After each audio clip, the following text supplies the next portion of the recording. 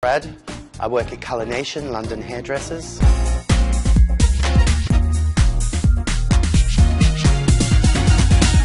I'm going to show you how to choose highlights and lowlights. So if we look at the natural hair colour, which is about a natural level 7, one of the highlights that we use in our foils is going to be a bleach and a 6% peroxide.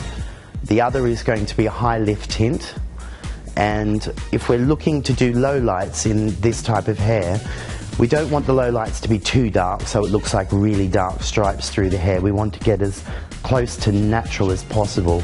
So I'm going to use a natural tint on about a level 7, and I'm going to use that with about a 2%. We use Weller Pastel, which is about 2% peroxide, which is going to bring the colour down and tint it, but it's not going to make it go so dark.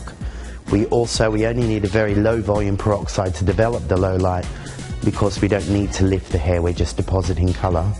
When we're choosing lowlights to go over blonde hair, one of the most important things to remember is when your hair has been lifted up to this light in the ends, all the warmth has been taken out of it, and the red pigment and the underlying warm pigment has been taken out.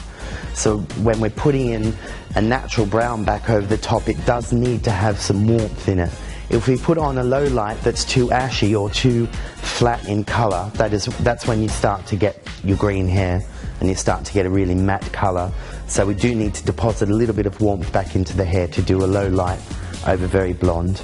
So for phase highlights and lowlights, we want the end result to be quite natural. So we've chosen our ash blonde, a warm blonde and a low light.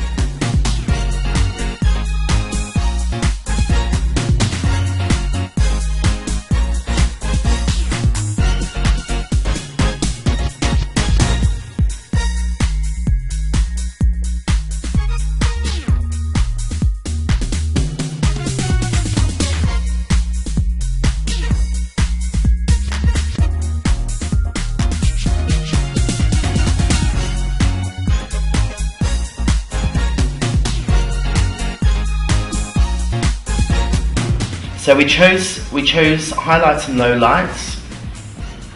We've used our ash blonde, a golden blonde, and we've used a natural brown for the lowlights. And that's how you choose hair highlights and lowlights.